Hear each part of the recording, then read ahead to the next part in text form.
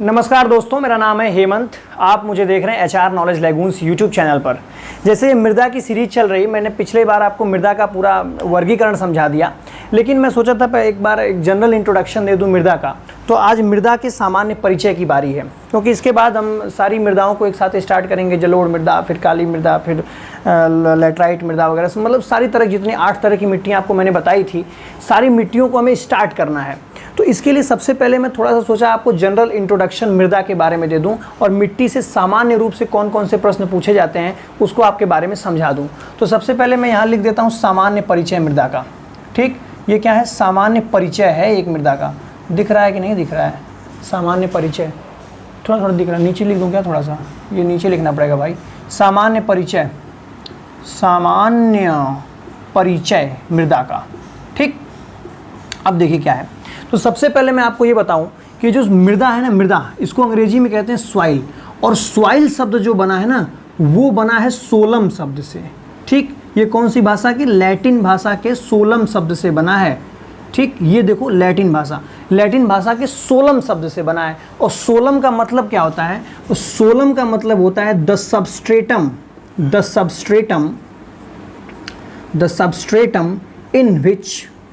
In which plants grow. ठीक, यानी कि कोई भी ऐसा पदार्थ जिसके अंदर पेड़ पौधों की वृद्धि होती है, पेड़ पौधों का वृद्धि और विकास होता है, ऐसी सभी सबस्ट्रेटम को, ऐसे सभी वस्तुओं को, ऐसी सभी चीज़ों को हम क्या कहते हैं? सॉइल कहते हैं, मिट्टी कहते हैं। यानी आपसे कोई पूछे कि सॉइल का मतलब क्या है, तो सॉइल को आप बताएंगे लैटिन भाषा के सोलम शब्द से बना है, और सोलम शब्द का मतलब होता है the substratum in which plants grow. यानी ऐसा सबस्ट्रेटम, ऐसा पदार्थ, ऐसी चीज़ें जिसके अंदर क्या हो? पेड़ पौधों का क्या हो? वृद्धि और विकास हो। पेड़ पौधों का वृद्धि हो। वृद्धि, एक तो वृद्धि हो, विकास हो। वृद्धि विकास में क्या अंतर है? अगर कमेंट करके बता सकते हैं तो बताइएगा। तो वृद्धि और विकास होता है जिसके अंदर क्या? किनका? पेड़ों का, पौधों का। उसको हम क्या कहते हैं? सोलम कहते हैं, सोलम। और सोलम से ही कौन सा शब्द बना? सॉइल। और सॉइल का मतलब क्या होता है? मृदा। सॉइल का मतलब होता है मिट्टी।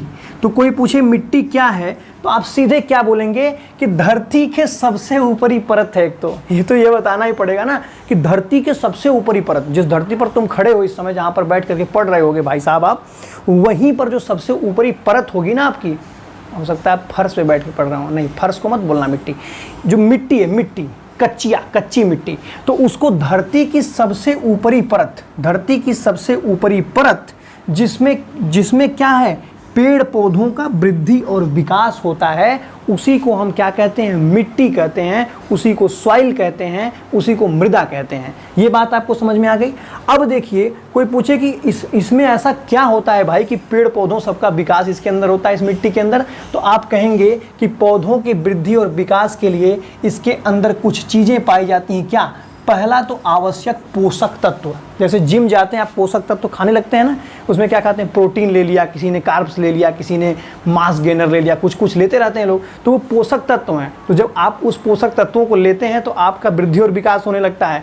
तो उसी तरह से पौधे भी क्या करते हैं? मिट्टी से ही क्या लेते हैं? अपने पोषक तत्व लेते हैं। मिट्टी से ही वो पानी लेते हैं, मिट्टी से ही वो खनिज लवण लेते हैं, और मिट्टी से ही वो वायु लेते हैं। तो पेड़ पौधे वायु तो मान लीजिए बाहर से भी लेते हैं, इन्वायरमेंट से भी लेते हैं, तो लेकिन उसकी जड़ें जो होती हैं, जड़ें मिट्टी में होती हैं, और जड़ों के भी विकास के लिए वायु की आवश्यकता पड़ती है, जो कहाँ से? मिट्टी की ही वायु से वो लेते हैं। तो आप समझिए इस बात को कि पौधों के विकास और वृद्धि के लिए मिट्टी के अंदर क्या क्या पाया जाता है? कुछ आवश्यक पोषक तत्व पाए जाते हैं, जल पाया जाता है, खनिज लवण पाए जाते हैं, और वायु पाई जाती है। ठीक, इसीलिए मिट्टी के अंदर क्या होता है? मृदा के अंदर क्या होता है? पेड़ पौधों का विकास होता है। तो आप सिंपल ये बात समझ गए कि the substratum in which plants grow. Plants क्यों ग्रो करते हैं? प्लांट्स क्यों वृद्धि करते हैं? क्योंकि उसमें आवश्यक पोषक तत्व पाए जाते हैं, जल पाया जाता है, खनिज लवण और वायु पाई जाती है। ये आप मिट्टी को समझ गए। अब कोई पूछे आपसे कि मिट्टी का निर्माण कैसे हुआ? भाई इतना बड़ा, इतना विशाल क्षेत्र है, इतनी बड़ी धरती है, और आप कह रहे हैं कि धरती की सबसे ऊपरी परत ही मिट्टी है, तो अब ये बताइए बनी कैसे है? ये तो हमें बता दीजिए। तो आप कहेंगे मृदा का जो निर्माण होता है ना, वो सबसे पहला उसका जो कारण होता है चट्टानों का विखंडन। जैसे आप देखेंगे क्या है कि मान लो कोई पहाड़ ऐसे बना हुआ, खूब बड़ा पहाड़ है, खूब पहाड़ है, और वहीं से कोई नदी चल दी एकदम हरहरा करके, या बारिश हुई खूब तेज, वहाँ से कटाव होने लगा, तो वो पहाड़ की चट्टानें टूट टूट करके नीचे की तरफ बहने लगेंगी, और नीचे की तरफ बहते बहते वो कहाँ आ जाएंगी, धरती पर आ जाएंगी। मान लीजिए ऐसे पहाड़ है, दिख रहा है, ऐसे पहाड़ है, ऐसे पहाड़ है, और इस पहाड़ पर खूब बारिश हुई, खूब तेजी तेजी से बारिश हुई, एकदम प्रेसिपिटेशन होने लगा, बारिश होने लगी, तो यहाँ की चट्टानें टूट टूट कर, या कोई नदी उस पर से बह करके आने लगी, तो यहाँ से चट्टानें टूट टूट कर कहाँ आती हैं, मैदानी क्षेत्रों में आ जाएंगी, और मैदानी क्षेत्रों में क्या हो जाएगा, मिट्टी का विकास हो जाएगा। तो इस तरह से क्या होगा कि एक तरह से समझिए कि जो चट्टानें टूट टूट करके आती हैं वही अपने साथ क्या लाती हैं, खनिज लवण लेकर के आती हैं, बहुत सारे पदार्थ लेकर के वहाँ से आती हैं और मिट्टी का निर्माण करती हैं। ठीक, दूसरी चीज़, एक चीज़ क्या होती है, जलवायुविक कारणों से। ठीक, मिट्टी का जो निर्माण होता है ना, उसमें अंदर जलवायुविक कारण भी काफ़ी हद तक मैटर करता है। कैसे मैटर करता है, देखो मान लो कहीं ऐसी जलवायु है जहाँ खूब बारिश हो रही है, इतना बारिश हो रही है पूछो मत, तो वहाँ की मिट्टी कैसी हो जाएगी, वहाँ की मिट्टी बदल जाएगी। क्यों बदल जाएगी, क्योंकि खूब बारिश अगर होगा तो उसमें जो पेड़ पौधों की पत्तियाँ वगैरह गिरी होंगी या कुछ भी गिरा होगा, तो मिट्टी में क्या होगी, बहुत सारे माइक्रो ऑर्गेनिज्म, जीवाणु विषाणु, इस तरह की चीज़ें वहाँ पर उगने लगेंगे, और वो क्या करेंगे, वहाँ की मिट्टी को थोड़ा सा सड़ा गला देंगे। वहाँ जो जैविक पदार्थ मिट्टी में पड़े होंगे उनको क्या करेंगे, थोड़ा सड़ा गला देंगे। तो जब ज़्यादा सड़ा गला देंगे तो वहाँ की मिट्टी निश्चित रूप से चेंज हो जाएगी। इसीलिए आप देखें कि जहाँ की जलवायु अलग होगी वहाँ मिट्टी भी अलग होगी। मान लीजिए अंटार्कटिका पर आप चले जाएँ तो वहाँ बर्फ़ मिलेगी, वहाँ जलवायु ऐसी है, खाली बर्फ़ मिलेगा, मिट्टी तो आपको दिखेगा भी नहीं वहाँ पर। तो उसी तरह से आप राजस्थान में चले जाइए, केवल रेत दिखेगी, तो वहाँ की मिट्टी अलग तरह की है। इसी तरह आप पहाड़ी क्षेत्रों में जाएं तो वहाँ की मिट्टी अलग तरीके की है। आप अगर दक्षिण भारत में जाएं तो वहाँ की मिट्टी अलग तरीके की है, क्योंकि मिट्टी का निर्माण ज़्यादा हद तक कहाँ डिपेंड कर रहा है, जलवायुविक कारणों पर डिपेंड कर रहा है। अगर मान लो पहाड़ी क्षेत्रों में आप गए या फिर आप दक्षिण भारत के किसी क्षेत्र में गए तो वहाँ की जलवायु तो बिल्कुल अलग है, कहीं मैदान है, कहीं पठार है, कहीं कुछ है, ऐसा कुछ चीज़ें हैं ना। तो हर जगह की जलवायुविक कारण, जलवायुविक जो फैक्टर हैं वो अलग अलग हैं, इसीलिए हर जगह की मिट्टी भी आपको क्या मिलती है, अलग अलग मिलती है। तो मिट्टी का निर्माण एक तो हो गया चट्टानों के विखंडन से, एक हो गया जलवायुविक कारणों से, और तीसरा बताया ना जैव अभिक्रियाओं से। जैव अभिक्रिया क्या होती है, मान लो कि कोई मिट्टी है, ऐसे मिट्टी पड़ी हुई है और मिट्टी के अंदर खूब ढेर सारे क्या होंगे, बैक्टीरिया वगैरह होंगे, माइक्रो ऑर्गेनिज्म, सूक्ष्म जीव होंगे, कवक होंगे, बैक्टीरिया होंगे, विषाणु भी होते हैं, तो बहुत सारी चीज़ें होती हैं। तो वो क्या करते हैं, हमेशा मिट्टी में कुछ ना कुछ क्या करते रहते हैं, क्रियाएं करते रहते हैं। और मिट्टी में कुछ क्रियाएं करेंगे, कैसी जैविक क्रियाएं करते हैं, मतलब जैविक क्रियाएं मतलब अपना खाना पीना बनाते रहते हैं। तो इस मिट्टी को क्या करते हैं, वो लगातार सड़ाते गलाते रहते हैं। यानी मिट्टी में कोई पत्ती वत्ती गिरी है या फिर कोई डाली टूट कर गिरी या कुछ भी उसमें पड़ा है तो उसको लगातार सड़ाते गलाते रहते हैं। तो इसीलिए आप देखेंगे ना कि मिट्टी क्या होती है, लगातार चेंज होती रहती है मौसम के हिसाब से। बारिश वगैरह में जहाँ खूब ढेर सारा पानी अगर भर गया तो वहाँ देखेंगे कि मिट्टी वहाँ की बदल जाएगी, हो सकता है अगली बार आप कुछ बोने जाएँ तो वहाँ ना हो। तो ये देखिए क्या है, तो जैविक अभिक्रियाओं से। तो आपसे पूछे मिट्टी का निर्माण कैसे होता है, चट्टानों के विखंडन से, जलवायुविक कारणों से। जलवायुविक कारण में कहाँ बारिश हो रही है, कहाँ धूप ज़्यादा हो रही है, कहाँ पर गर्मी पड़ रही है, कहाँ पर ठंडी पड़ रही है, ये जलवायुविक कारण है। तो जलवायुविक कारणों से। और तीसरी चीज़ क्या है, जैव अभिक्रियाओं से, यानी ये जीवाणु विषाणु जो कवक वगैरह हैं वो मिल करके कैसी क्रियाएँ कर रहे हैं, इससे भी मिट्टी का निर्माण प्रभावित होता है। ठीक, इससे निर्माण प्रभावित होगा। अब आप कहें निर्माण तो मिट्टी का हो गया, ठीक है, निर्माण तो हो गया मिट्टी का निर्माण मान लिया हो गया। अब मिट्टी में पाया क्या क्या जाता है, उसका संगठन क्या है मिट्टी का, यानी मिट्टी के अंदर क्या क्या चीज़ें पाई जाती हैं। तो आप कहेंगे मिट्टी के अंदर मुख्य रूप से सिर्फ 4 चीज़ें पाई जाती हैं, दूसरा, ये तीसरा, ये चौथा। मिट्टी के अंदर सिर्फ और सिर्फ मुख्यतः कितनी चीज़ें पाई जाती हैं, 4 चीज़ें पाई जाती हैं। पहला क्या है, ह्यूमस एवं कार्बनिक पदार्थ, अभी समझा रहा हूँ क्या है। पहला क्या है, ह्यूमस एवं कार्बनिक पदार्थ, दूसरा है खनिज पदार्थ, तीसरा है मृदा जल, और चौथा है मृदा वायु।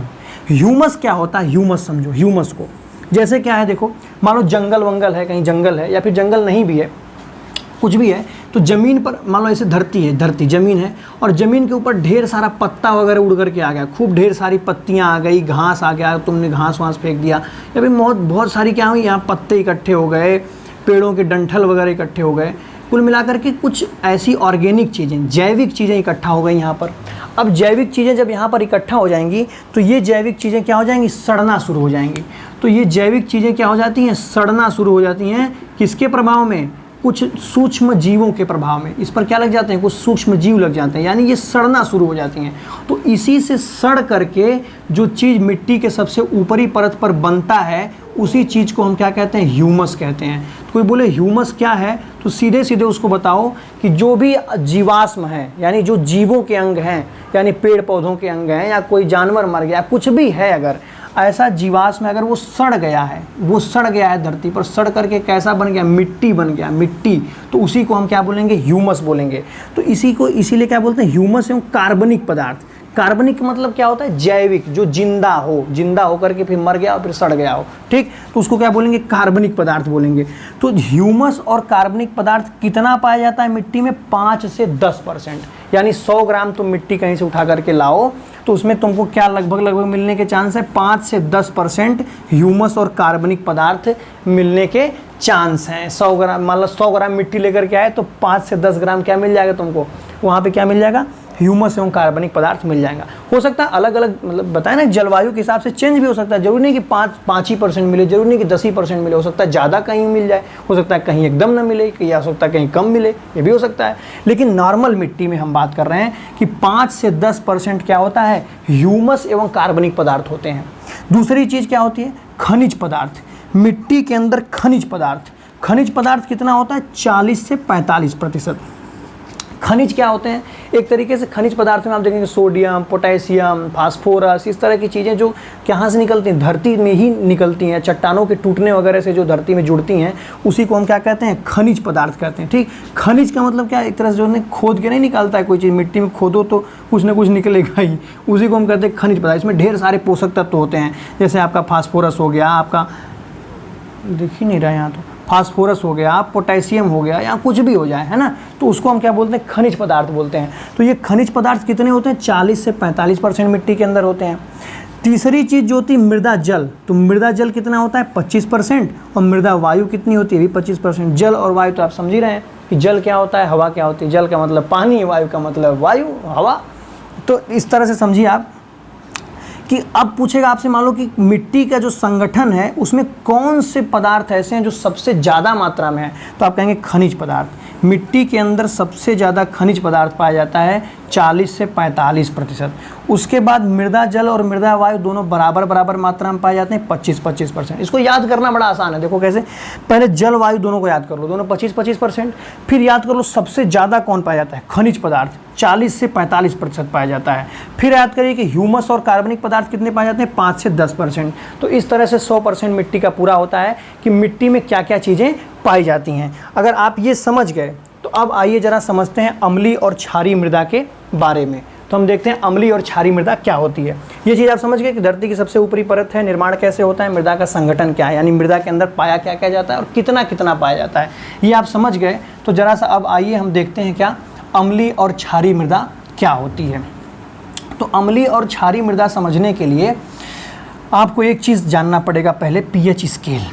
ठीक, पीएच स्केल समझिए पहले आप कि ये देखिए ऐसे, जैसे आप लंबाई नापने के लिए फीट का यूज करते हैं, लंबाई नापने के लिए आप इतना बड़ा स्केल यूज करते हैं, उसमें 0 से लेकर के कहाँ तक लिखा होता है, कहीं 15 सेंटीमीटर वाली होती है, कोई 30 सेंटीमीटर वाली होती है। उसी तरह किसी भी पदार्थ की अम्लीयता और क्षारीयता नापने के लिए कि कोई पदार्थ अम्लीय है या क्षारीय है, यह नापने के लिए हम एक स्केल यूज करते हैं। उस स्केल का क्या नाम है, उस स्केल का नाम है पीएच स्केल। ठीक, पीएच स्केल। और पीएच स्केल में 0 से लेकर के, 0 के बाद 1, फिर 1 के बाद 2, 2 के बाद 3, 3 के बाद 4, 4 के बाद 5, 6, 7, 8, 9, 10, 11, ये हो गया 11, ये 12, फिर दिखेगा नहीं यार, उधर दिखेगा ही नहीं, देखो 0 हो गया, फिर 1, फिर 2, फिर 3, फिर 4, फिर 5, 6, 7, 8, 9, 10, फिर उधर चला गया छोड़ो यार, इस तरह जान जाओ। ऐसे होता है ना, 0 से लेकर के 14 तक लिखा होता है। ठीक, बीच में हो जाएगा 7, हो जाएगा ना, बीच में मान लो 1, 2, 3, 4, 5, 6, फिर 7 के बाद 8, 9, 10, 11, 12, 13, 14। ठीक, इस तरह से लेके हो ही नहीं रहा था देखो अब क्या हो गया, तो अगर किसी भी चीज़ का pH 7 है, अगर कोई भी पदार्थ आप लेकर के आइए, कोई भी पदार्थ अगर उसका pH 7 है तो आप क्या कहेंगे, यह पदार्थ न तो अम्लीय है तो न क्षारीय है, ये कैसा है, उदासीन है। ठीक, अगर pH मान 7 से कम हो गया, pH स्केल है ये, इस स्केल को क्या बोलते हैं, pH स्केल बोलते हैं। अगर किसी का मान आप नापे और नापने के बाद, अगर आप किसी का मान नापे और नापने के बाद 7 से कम आ जाता है तो उसको बोलेंगे वो क्या है, अम्लीय है। ठीक, वो पदार्थ कैसा है, अम्लीय है। भाई मैं मिट्टी की बात ही नहीं कर रहा हूँ, यहाँ पे बस अम्लीय क्षारीय आपको समझा रहा हूँ pH से। तो अगर किसी का pH 7 है तो आप बोलेंगे वो क्या है, उदासीन है। अगर 7 से कम हो गया, ये कम का निशान मैंने बना दिया, अगर 7 से कम हो गया तो बोलेंगे अम्लीय है। और 7 से अगर pH क्या हो गया, ज़्यादा हो गया, 7 से ज़्यादा हो गया तो ऐसे पदार्थों को क्या बोलेंगे, क्षारीय पदार्थ हैं। जैसे अगर तुम चूना वगैरह लेकर के आओ, बेकिंग पाउडर लेकर के आओ, साबुन लेकर के आओ, तो उन सब का pH 7 से ज़्यादा होगा। अगर तुम टमाटर का सूप लेकर के आओ, नींबू का रस लेकर के आओ, गैस्ट्रिक जूस निकाल करके लेकर के आओ, दही लेकर के आओ, उन सब का pH मान हमेशा 7 से कम होता है, क्योंकि ये सब खट्टे पदार्थ हैं। इधर ज़्यादातर खट्टे पदार्थ आते हैं, खट्टे पदार्थ। ठीक, खट्टे पदार्थ। और इधर कड़वे पदार्थ आएंगे, कड़वे, बिटर सोप, बिटर, इनका कैसा टेस्ट होगा, बिटर होगा, कड़वा टेस्ट होगा। तो खट्टे का मतलब दही हो गया, टमाटर हो गया, नींबू का रस हो गया, इन सब का pH हमेशा 7 से कम होता है और इन्हीं पदार्थों को हम क्या बोलते हैं, अम्लीय पदार्थ बोलते हैं। ठीक, इसमें H पॉजिटिव आयन की कंसंट्रेशन बहुत ज़्यादा होती है। केमिस्ट्री में अगर जाएंगे तो केमिस्ट्री नहीं घुसानी यहाँ पे, हमें बस इतना समझना है कि 7 से कम pH हो गया तो अम्लीय, 7 से ज़्यादा pH हो गया तो क्षारीय। यानी किसी का pH 8 है, 9 है, 10 है, 11 है, 12 है, 13 है, 14 है, ये सब तो क्या होंगे, क्षारीय होंगे। समझ में आ गई बात। तो इसी तरह से अगर कोई मिट्टी ऐसी है, कोई भी मिट्टी है, अगर उस मिट्टी का pH 7 से कम है, 7 से कम है तो उसको क्या बोलेंगे, अम्लीय मिट्टी बोलेंगे कि नहीं बोलेंगे, बताओ। अगर इधर से क्या हो गया, अम्लीय हो गया, क्योंकि जो 7 से कम जिसका pH उसको अम्लीय बोल रहे हैं, तो मिट्टी का भी pH अगर 7 से कम होगा तो क्या बोलेंगे, अम्लीय मिट्टी बोलेंगे, बोलेंगे ना। और उसी तरह से अगर मिट्टी का pH 7 से ज़्यादा हो गया तो उसको हम क्या बोलेंगे, क्षारीय मिट्टी बोलेंगे, बोलेंगे कि नहीं बोलेंगे, बताओ। क्षारीय मिट्टी बोल देंगे। तो ये मिट्टी हो गई अम्लीय मिट्टी, 7 से कम pH और क्षारीय मिट्टी। और पौधों की जो ग्रोथ होती है ना, पौधों की सही से ग्रोथ, आप पूछेंगे अम्लीय मिट्टी में होती है कि क्षारीय मिट्टी में होती है, तो हम कहेंगे न बहुत ज़्यादा अम्लीय हो न बहुत ज़्यादा क्षारीय हो, यानी 6 से 7 के बीच में अगर जिसका pH होता है, जिस मिट्टी का pH मान क्या होगा, जिस मिट्टी का pH मान 6 से 7 के बीच में होगा, उसमें पौधों की ग्रोथ वगैरह बहुत अच्छी होगी, इतनी शानदार ग्रोथ होगी पूछो मत। तो अब देखिए इस बात को, यानी कि 6 से 7 के pH मान पर जो मिट्टी है उसको बोलेंगे ये अच्छी मिट्टी है, ये उपजाऊ मिट्टी है, इसमें कोई समस्या नहीं है, कोई खराबी नहीं है। लेकिन इन 6 से भी अगर नीचे pH जाने लगा तो हम क्या बोलेंगे, ये मिट्टी अब कैसी मिट्टी होती चली जा रही है, अम्लीय मिट्टी होती चली जा रही है। और इधर अगर pH 7 से ज़्यादा बढ़ने लगा तो हम क्या बोलेंगे, ये मिट्टी क्षारीय मिट्टी होती चली जा रही है। समझ में आ गई बात। तो क्षारीय मिट्टी हो गई। तो कोई पूछे कि मिट्टी अम्लीय और क्षारीय हो कैसे जाती है, कैसे अम्लीय क्षारीय हो जाती है, तो आप कहेंगे ये डिपेंड करता है कोई मिट्टी अम्लीय होगी कि क्षारीय होगी, यह डिपेंड करता है चूने की मात्रा पर, चूने की मात्रा पर। अगर किसी भी मिट्टी के अंदर चूने की मात्रा कम है, चूने की मात्रा क्या है, कम है, क्योंकि बताया ना चूना वगैरह क्या होता है, क्षारीय होता है पदार्थ, चूना कैसा होता है, क्षारीय होता है। तो अगर किसी मिट्टी में चूने की मात्रा बढ़ा दी जाए तो मिट्टी कैसी हो जाएगी, क्षारीय हो जाएगी। समझ में आ गई बात। ये कैसी हो जाएगी, क्षारीय मिट्टी हो जाएगी। तो अगर किसी भी मिट्टी के अंदर चूने की मात्रा हम बढ़ा दें तो मिट्टी हो जाएगी क्षारीय, और किसी की मिट्टी के अंदर चूने की मात्रा एकदम कम हो गई तो वो मिट्टी कैसी हो जाएगी, अम्लीय मिट्टी हो जाएगी। तो अगर अम्लीय मिट्टी का सुधार करना है आपको, अम्लीय मिट्टी का सुधार करना है, क्योंकि देखते हो ना गांव में कुछ मिट्टियाँ होती हैं ऐसी, उसमें कुछ खेती वगैरह होती नहीं, बोलते हैं ऊसर टाइप की है या इस तरह की चीज़ें हैं। तो क्या करो, अगर ऊसर हो गई आपकी ज़मीन या अम्लीय मिट्टी हो गई आपकी, ठीक, तो आप क्या करिए, उसके अंदर आपको तुरंत पता चल जाएगा क्या है, इसके अंदर चूने की कमी है। तो चूने की कमी को दूर करने के लिए आप चूना बोरिया बोरिया ला करके उसी मिट्टी में डाल दीजिए, पूरे खेत में फैला दीजिए चूना। और जैसे ही आप चूना खेत में फैलाएंगे क्या हो जाएगा, मिट्टी की अम्लता कम हो जाएगी और मिट्टी इधर की तरफ बढ़ने लगेगी। 6 से 7 जैसे ही pH आ गया मिट्टी का, आप समझिए कि मिट्टी बहुत शानदार हो जाएगी। ये बात आपको समझ में आ गई।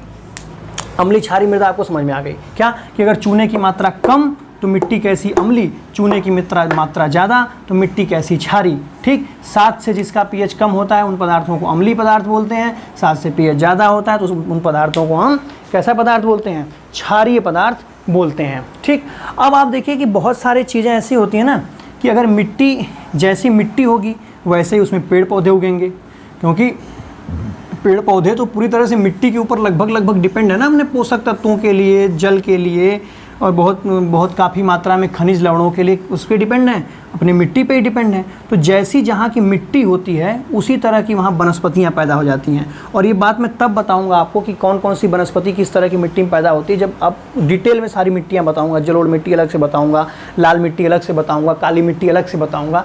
ये चीज़ें मैं तब आपको क्लियर कर दूँगा। अभी आप ये समझिए, एक एग्जाम्पल देता हूँ आपको, बड़ा मतलब फेवरेट टाइप का एग्जाम्पल मेरा लगता है कि जिस भी मिट्टी में आप देखेंगे ना, कोई मान लो ये मिट्टी है और मिट्टी के अंदर अगर नाइट्रोजन की कमी है, क्या है, जहाँ की मिट्टी में नाइट्रोजन की कमी हो जाती है। नाइट्रोजन क्या है, नाइट्रोजन का फार्मूला N होता है, आवर साड़ी में आप पढ़े होंगे केमिस्ट्री में। N, इसका एटॉमिक नंबर कितना होता है बताइए ज़रा, 7, मास कितना होता है 14, N714 ऐसे लिखते हैं ना, एटॉमिक नंबर इधर लिखते हैं, मास है। तो नाइट्रोजन हमेशा किसके फॉर्म में होता है, N2 के फॉर्म में होता है, लेकिन अब जब NH4, NH positive, NH3 positive होता है तो बाद में बताऊंगा, ठीक, कोई बात नहीं। अभी इतना समझिए कि जिस मिट्टी में नाइट्रोजन की कमी होती है वहाँ आप देखेंगे ना तो कैसे पौधे उग जाते हैं, वहाँ कीटभक्षी पौधे उग जाते हैं। ऐसे पौधे उगते हैं जो कीट खाते हैं, कीड़ों को, कीट खाते हैं, कीट। जैसे कोई चींटी चीटा उसमें घुस गया, कोई मधुमक्खी आकर के बैठ गई, तितली आकर बैठ गई, मतलब कोई भंवरा सवरा कोई भी आ गया ना, तो पट से इनका ऐसे ढक्कन खुला रहता है। देखो ऐसे ढक्कन इनका खुला रहेगा, और जैसे ही कोई कीट यहाँ पर आकर के बैठेगा, कोई भी कीट यहाँ बैठा, मतलब पट से ढक्कन बंद हो जाता है और कीट का काम अंदर ही तमाम कर देते हैं। तो ऐसा क्यों होता है कि कोई भी मिट्टी में अगर नाइट्रोजन की कमी पड़ जाए तो वहाँ कैसे पौधे उग जाते हैं, कीटभक्षी। क्योंकि पौधों के विकास और वृद्धि के लिए नाइट्रोजन तो चाहिए ही चाहिए। देखिए, अगर नाइट्रोजन नहीं होगा तो उनका विकास वृद्धि नहीं होगा, और मिट्टी में नाइट्रोजन है नहीं, और मिट्टी में नाइट्रोजन है नहीं तो वो कुछ बाहर से जुगाड़ करते हैं। तो कीटों के अंदर बहुत ज़्यादा नाइट्रोजन पाया जाता है, और इसीलिए जैसे ही कोई कीट आकर के इस पर बैठा, कहेंगे अच्छा बेटा तुम नाइट्रोजन वाला सोर्स मेरे पास आ गए, अब तो पट से अपना ढक्कन बंद कर लेंगे और अंदर ही उनका काम तमाम करके उनसे नाइट्रोजन ले लेंगे। तो कोई पूछे कि जो पौधे होते हैं कीटभक्षी, एग्जाम्पल है ना कुछ कीटभक्षी पौधों के, जैसे क्या है, एक पौधा है ड्रोसेरा, पूछता है आपसे एग्जाम्पल एग्जाम में, ड्रोसेरा है। एक पौधा है घटपर्डी है। एक पौधा है वीनस फ्लाई ट्रैप, बहुत ज़्यादा ये तो समझ लीजिए सभी लोगों ने नाम सुना होगा, वीनस फ्लाई ट्रैप। तो वीनस फ्लाई ट्रैप ये सब पौधे कैसे हैं, कीटभक्षी पौधे हैं, ये कीड़ों को खाते हैं। पहली बार ऐसा, कई लोग तो पहली बार सुने होंगे कि कोई पौधा भी ऐसा होगा जो कीड़ों को खाता होगा, लेकिन ज़्यादातर लोग सुन चुके होंगे कि ये ड्रोसेरा है, घटपर्डी है, वीनस फ्लाई ट्रैप है। इस तरह के पौधे क्या करते हैं, कीड़ों को खाते हैं। क्यों खाते हैं, क्योंकि ऐसी जगह पर वो उगते हैं जहाँ नाइट्रोजन की मात्रा कम होती है, और जिस मिट्टी में नाइट्रोजन की मात्रा कम होगी वहाँ सिर्फ इसी तरह के पौधे जीवित रह पाएंगे जो कीड़ों वगैरह को खा पाते हों। जैसे अगर नीम का पौधा वहाँ ले जाकर लगाओ या फिर किसी और पौधा ले जाकर वहाँ लगाओ तो वो थोड़ी ना कीट खा पाएगा, केला लगा दो थोड़ी कीट खा पाएगा। तो इस मिट्टी में वही पौधे ज़्यादातर उगेंगे जो क्या होंगे, कीट वगैरह खा लेते हो या बाहर से अपने नाइट्रोजन की कमी को पूरा कर लेते हो। अब देखिए, इस मृदा चैप्टर के सामान्य परिचय में एक दो प्रश्न जो सामान्य रूप से पूछता है करंट अफेयर टाइप का, उसको समझ लेते हैं। क्या पूछता है करंट अफेयर टाइप का प्रश्न? एक क्वेश्चन आता है कि अंतर्राष्ट्रीय मृदा वर्ष कब घोषित किया गया था? क्या पूछेगा आपसे? अंतर्राष्ट्रीय रुक जाइए एक मिनट ज़रा सा, मैं कैमरे को ठीक कर दूं भाई, ऐसे है ये, हाँ ठीक। अंतर्राष्ट्रीय मृदा वर्ष पूछेगा आपसे, अंतर्राष्ट्रीय मृदा वर्ष कब घोषित किया गया था? तो आप कहेंगे कि इसको संयुक्त राष्ट्र संघ ने घोषित किया था। तो अंतर्राष्ट्रीय मृदा वर्ष 2015 को घोषित किया गया था। ठीक, 2015 वाला वर्ष। मोदी जी पीएम थे, लेकिन सीएम उत्तर प्रदेश के कौन थे? अखिलेश यादव जी थे, योगी जी अभी नहीं बने थे। तो 2015 में अंतर्राष्ट्रीय मृदा वर्ष घोषित किया गया। आपसे ये क्वेश्चन और पूछता है कि विश्व मृदा दिवस कब मनाया जाता है? क्या है? विश्व मृदा दिवस, यानी विश्व मृदा दिवस, वर्ल्ड सॉइल डे दिवस कब मनाया जाता है? तो आप बोलेंगे 5 दिसंबर को मनाया जाता है। कब? 5 दिसंबर। ठीक। विश्व पर्यावरण दिवस कब मनाया जाता है? 5 जून को मनाया जाता है। विश्व मृदा दिवस कब मनाया जाता है? दिसंबर को मनाया जाता है। तो जून और दिसंबर समझिएगा, जून में पर्यावरण दिवस और 5 दिसंबर को विश्व मृदा दिवस मनाया जाता है। ठीक, ये चीज़ आपको समझ में आ गई। एक चीज़ है कि 2015 में ही जब ये घोषित हुआ था, अंतर्राष्ट्रीय मृदा वर्ष घोषित हुआ था जिस वर्ष, उसी वर्ष मोदी जी की एक योजना आई थी, क्योंकि मोदी जी तो पीएम थे उस समय। उसको कहते हैं सॉइल हेल्थ कार्ड योजना, सॉइल हेल्थ कार्ड। इसको हम क्या कहते हैं हिंदी में? मृदा स्वास्थ्य कार्ड। इसमें मिट्टी का स्वास्थ्य चेक करते थे, मिट्टी बीमार तो नहीं है। तो मोदी जी ने एक योजना शुरू की थी, 2015 में शुरू की थी। उन्होंने क्या शुरू किया था कि 2015 में, पहले तो यही पूछता है कहाँ शुरू की थी, तो आप बोलेंगे सूरतगढ़ में शुरू की थी। सूरतगढ़ ये मत समझना सूरत में होगा, ये राजस्थान में एक जगह है। तो राजस्थान में एक जगह है, कौन सी जगह? सूरतगढ़ में योजना शुरू हुई थी। कब शुरू हुई थी? 2015 बता ही दिया, यानी लेकिन फरवरी महीने में। वैलेंटाइन डे जो महीने में पड़ता है ना, तमाम तरह के डे पड़ते हैं, लव वीक पड़ता है इसी में। तो इसी महीने में क्या बनाया था इन्होंने? क्या बनाया था? सॉइल हेल्थ कार्ड का योजना दिया था। ठीक, देख लो बाबू, मोदी जी की गर्लफ्रेंड तो है नहीं कि उसी के साथ वो सब डे मनाएंगे। तो इस तरह की योजनाएं लाते हैं वो, मृदा स्वास्थ्य कार्ड योजना। तो फरवरी महीने में, ठीक, तो फरवरी महीने में जब आप लोग वैलेंटाइन वगैरह मना रहे थे, किस डे मना रहे थे, हग डे मना रहे थे, इस तरह की चीज़ें आप मना रहे थे, तो फरवरी महीने में क्या शुरू कर दिए? सॉइल हेल्थ कार्ड योजना शुरू कर दी, मृदा स्वास्थ्य कार्ड योजना शुरू कर दी। इसमें हुआ क्या? इसमें कुल मिलाकर के मृदा की जांच की जाती थी। जैसे आपके अंदर जांच की जाती है ना, कोई कार्ड वगैरह आपका बनता है हेल्थ का, तो उसी तरह से मृदा की जांच की जाती थी, मिट्टी की जांच की जाती थी, और बताया जाता था कि उस मिट्टी के अंदर कौन से पोषक तत्व की कमी है और कौन से पोषक तत्व की कमी है, कौन से पोषक तत्व की अधिकता है। तो इस तरह से आपको मिट्टी को, आप मिट्टी लेकर के जाएंगे ना तो चेक करके बता देगा। कृषि विभाग वगैरह में कार्यक्रम जगह जगह चलते हैं, तो आपको आपके सॉइल का हेल्थ कार्ड बना देगा कि देख लो भैया, आपकी मिट्टी में ये कमी है, ये कमी आप दूर कर लीजिए तो ये वाली फसल होने लगेगी, ये वाली कमी दूर कर लेंगे तो ये वाली फसल होने लगेगी। तो इस तरह से बहुत सारी क्या है, सॉइल हेल्थ कार्ड की योजना चली थी। तो आप अभी तक अपना सॉइल हेल्थ कार्ड बनवाए हैं कि नहीं बनवाए हैं, हमें कमेंट करके बताइए ज़रा, आपको लाभ मिला कि नहीं मिला। ठीक है, तो मृदा स्वास्थ्य कार्ड इस तरह की योजना। तो आपसे ये पूछ ले कि भैया अंतर्राष्ट्रीय मृदा वर्ष कब मनाया जाता है, कब घोषित हुआ था? 2015 में। पूछ ले विश्व मृदा दिवस कब मनाया जाता है, तो बोलेंगे 5 दिसंबर को। बोला सॉइल हेल्थ कार्ड योजना कब शुरू की गई, तो 2015 में नरेंद्र मोदी जी द्वारा सूरतगढ़ राजस्थान में फरवरी महीने में शुरू की गई, जिसमें क्या बताया जाएगा? खास तौर से आपके पोषक तत्व की कमी और अधिकता बताया जाएगा कि आपके मिट्टी में पोषक तत्वों की कमी है या अधिकता है। समझ में आ गई बात? तो आप ये मिट्टी को एक बार थोड़ा सा पहले फिर रिवाइज कर लीजिए। मैं क्या बताया, धरती की सबसे ऊपरी परत है, इसमें पौधों की वृद्धि और विकास के लिए आवश्यक पोषक तत्व पाए जाते हैं, जल पाया जाता है, खनिज लवण पाए जाते हैं और वायु पाई जाती है। निर्माण कैसे होता है? चट्टानों के विखंडन से, जलवायविक कारणों से, जैव अभिक्रियाओं से। मृदा का संगठन क्या है, यानी किन किन चीज़ों से मृदा मिलकर के बनी हुई है, तो आप कहेंगे ह्यूमस एवं कार्बनिक पदार्थ। कितने परसेंट? 5 से 10%, ज़्यादा मत बता देना बाबू। तो ये क्या है? और सबसे ज़्यादा खनिज पदार्थ पाए जाते हैं, कितना? 40 से 45% खनिज पदार्थ पाए जाते हैं, 25% मृदा, 25% जल और 25% वायु। अम्लीय मृदा, क्षारीय मृदा आपको बता दिया। पौधों की जो वृद्धि होती, विकास होती, सुचारू रूप से कितने पीएच के बीच में होती? 6 से 7 पीएच के बीच में। ये क्वेश्चन आ जाएगा आपके एग्जाम में, देखो भाई बहुत इंपॉर्टेंट है। पूछेगा कि पौधों के वृद्धियों विकास के लिए उपयुक्त पीएच मान क्या है, तो आप कहेंगे 6 से 7। 6 से कम अगर चला गया मामला तो आप बोलेंगे मृदा कैसी हो गई? अम्लीय मृदा हो गई, अनुपजाऊ टाइप की हो गई। 7 से ज़्यादा भी पीएच जाना भी ठीक नहीं है। 7 से ज़्यादा भी चला गया तो मृदा कैसी हो जाएगी? अनुपजाऊ टाइप की हो जाएगी। अंतर्राष्ट्रीय मृदा वर्ष कब मनाया जाएगा? 2015 में। विश्व मृदा दिवस कब, अंतर्राष्ट्रीय मृदा वर्ष कब घोषित था? 2015 में। विश्व मृदा दिवस कब मनाया जाता है? 5 दिसंबर को। सॉइल हेल्थ कार्ड योजना, ये करंट अफेयर टाइप में पूछता है, ठीक है, ये करंट अफेयर टाइप में। बाकी मृदा का ये सामान्य परिचय मैंने आपको दे दिया। आप जाकर के किताब वगैरह खोल करके एक बार पढ़ लेंगे, कुछ पॉइंट अगर एक आध मिस हो गए होंगे तो आप उन पॉइंट को कवर कर लीजिएगा। तब तक मैं चलता हूँ, बहुत बहुत धन्यवाद, मिलूँगा अगली वीडियो में, नमस्कार।